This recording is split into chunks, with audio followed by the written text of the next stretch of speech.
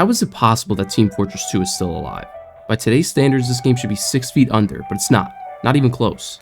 The anti-cheat is outdated, the engine is outdated, and there hasn't been a significant update in almost 10 years. It's been 17 years since it was released, and it still has a thriving community of over 50,000 active players daily. Why? Why is this wacky free-to-play non-competitive shooter that came out during the Bush administration still alive? That's what we're going to figure out today. Team Fortress 2 was released by Valve on October 10, 2007, and has since grown to be one of the most popular free-to-play games of all time. Team Fortress 2 was the follow-up to the classic Team Fortress, which came out back in 1996. Team Fortress Classic was focused more on a realistic setting, with real soldiers and all that boring stuff. Military games were flooding the market back then, with games like Medal of Honor and soon-to-be Call of Duty, so they thought it was time to change the formula up a bit. Valve bought the rights to Team Fortress in 1998, along with the lead designers, so they could work on a sequel. This time the devs decided to make the game a little more memorable. Instead of playing as basic US infantryman, you would be playing as a psycho patriot who had PTSD and CTE, who loves blowing stuff up. Instead of playing as a basic US Army demolitions expert, you'd be playing as an alcoholic Scottishman who loves swords and also blowing things up. And instead of seeing realistic graphics that try to immerse you, you'd be seeing more cartoony art style that keeps you intrigued for different reasons. This dramatic shift in both the gameplay and visual aspects of Team Fortress 2 truly allowed it to stand out from all the other shooter games at the time. The idea to give this game a true personality has certainly been one of the driving forces that has helped keep the game afloat after all these years. Oh, I see you looking! While talking about the personality of the gameplay and its characters, I have to give props to the devs for taking these random 9 people and truly giving each and every one of them a super unique and fleshed out personality. I personally knew who this guy was before I ever laid a finger or even heard of TF2, and I'm sure I'm not alone on that. The Meet the Team videos on YouTube have over a combined 348 million views. These brilliant 3-minute videos capture the vibe of TF2 and its characters to a T. They're not trying to give these characters a huge backstory, they're showing off their personality. Each video sells you on why you should play that character. Whether it's a sophisticated sniper or a conniving spy, you're in for a good time. These characters are known by a whole generation simply from memes alone, and I'm sure the characters will live on longer than the actual game itself. Well, off to visit your mother! Team Fortress 2 is a pioneer of the class-based shooter genre. Many games came before and after, but none were able to truly capture the magic of TF2. Games like Overwatch and the recently released Marvel Rivals are a direct result from TF2. While these games greatly expanded on the idea of TF2, they just fall short in other areas where Team Fortress strives in. For example, Overwatch currently has 42 heroes to choose from. 42. If you're a new player, it will literally take you weeks if not months for you to learn the ins and outs of every character, while TF2 may take you a couple of hours. I truly believe the simplicity of Team Fortress is a major key to its long-standing success. TF2 is also a heavily casual-based game, which automatically opens its doors to an absolute assload of people, while games like Overwatch and Marvel Rivals are designed for more competitive players. While it's good to have a combination of both, there are way more casual players in the world, which in turn makes the game's reach so much bigger.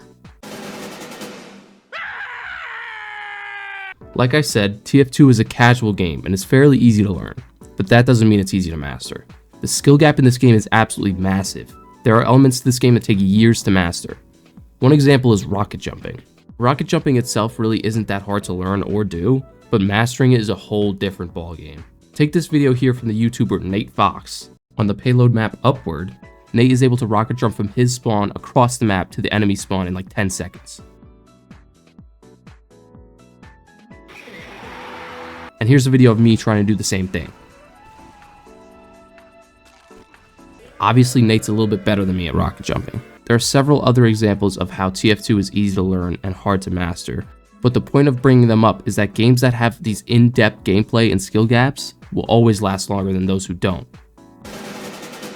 Oh, what, you gonna cry? You gonna cry now? Now it's time to truly discuss why Team Fortress 2 should be dead.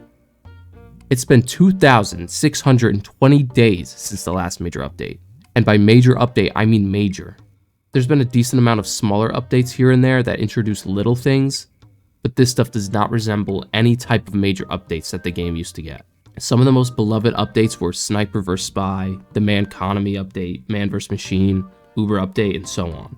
These updates brought things like brand new modes, maps, weapons, cosmetics, all in one. These updates were pretty unanimously loved by the community as a whole, and really brought people together to play the game they loved. That, along with the new trading and marketplace system on Steam, would create a whole new aspect of the game.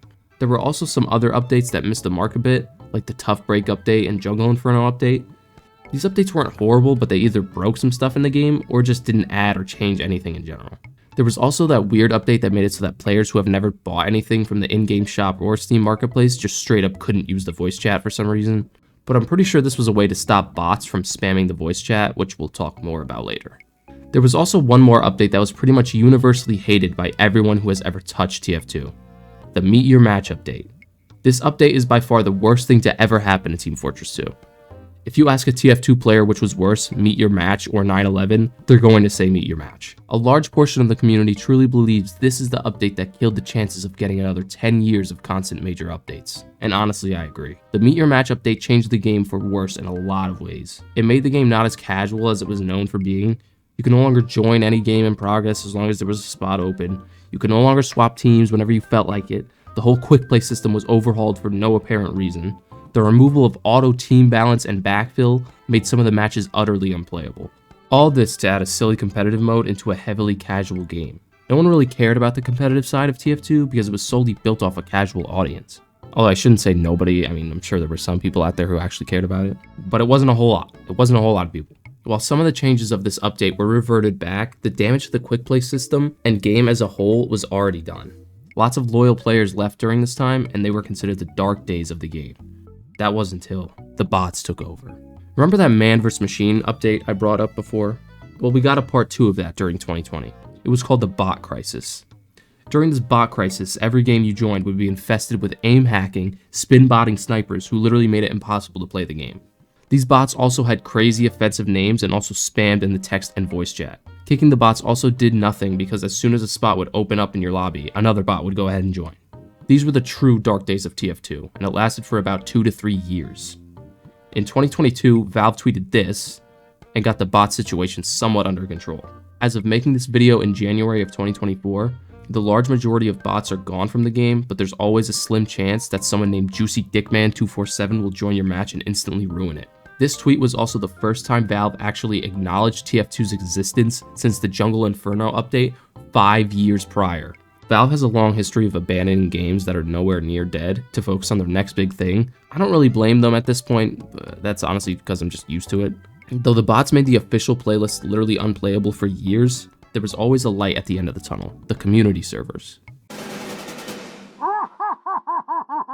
Community servers are an absolute pillar in the TF2 community. Servers like the YouTuber Uncle Dane's Uncletopia servers were quick to fix the bot problem and remained bot-free during those dark times. Community servers have always been a massive part of TF2, with all their custom game modes, maps, and unique mods that change the way you played TF2. If you're looking for a change of pace on TF2, I'd definitely take a look at some of the community servers for some new content, because we all know Valve isn't adding it anytime soon.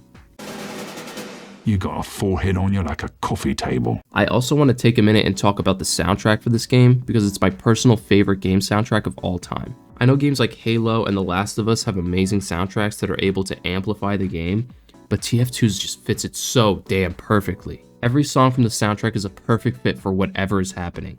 Whether you're picking who you want to play as, stopping a swarm of robots, waiting for the round to start, or just sitting in the main menu.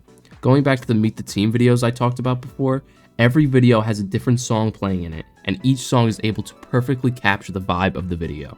Whether it's the quick action-packed scout video or the slow tension-filled build-up of Spy's murder mystery video.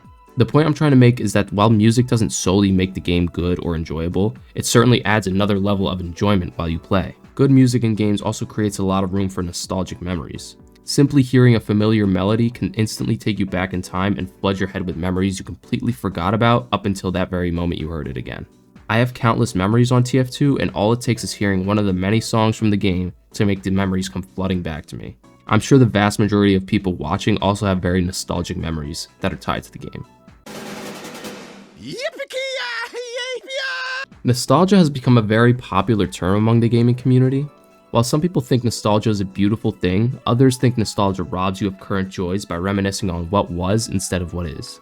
I'm one who believes in the former, and since TF2 has been out for 17 years, I, along with everyone who's ever played, definitely has some nostalgia for this game. I've had so many stints of being addicted to this game throughout my time playing. I truly started getting into TF2 and understanding how to play it in 2014. I remember using my family computer in the living room, playing TF2 for hours while the sound would play through the speakers, allowing my entire family to hear whatever was happening in the game, along with hearing whatever slurs people were throwing out through voice chat. I remember playing on that same setup on hot summer nights during summer vacation to cold winter mornings when I was on Christmas break. I remember another stint I had was during 2020 when COVID shut everything down and I would play from midnight to 5 a.m. Absolute demon hours. The people you run into from midnight to 5 a.m., oh. I remember playing with different friends at different times and all the memories we'd shared on this goofy game. All it takes is seeing a certain map popping up in the vote screen, or hearing a certain voice line by one of the characters, or hearing a specific song, or using a particular weapon to bring back an endless flood of nostalgia. While this game may be past its prime, the nostalgia we all share for the game will never fade. And maybe one day TF2 will actually die and be taken offline and we will all forget about it. But as soon as one of those songs plays, or a meme of Heavy pops up on our phone, I know all the same feelings I feel now I will feel then too, no matter how long it's been. I told you they were a bunch of wee lasses. Team Fortress 2 is still alive and well because of people like me and you. People who saw it change from milsim to wacky cartoon. People who decided they wanted to play as a psychotic patriot with CTE. People who have watched the Meet the Team videos and know each character from another just by the sound of their voice. People who learned and mastered all the ins and outs of the game.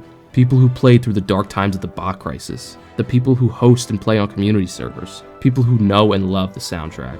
And people who have memories and nostalgia for the game. All in all, TF2 has a long way to go. Whether that direction is up or down, who knows. I didn't make this video to drag on other games like Overwatch and Marvel Rivals. I think it's great that the class-based shooter genre that TF2 popularized is still thriving. I just wish TF2 thrived alongside them. Valve may have abandoned the game and left it to rot. The community will never. The people like us will never. And here's hoping for another 17 years of success.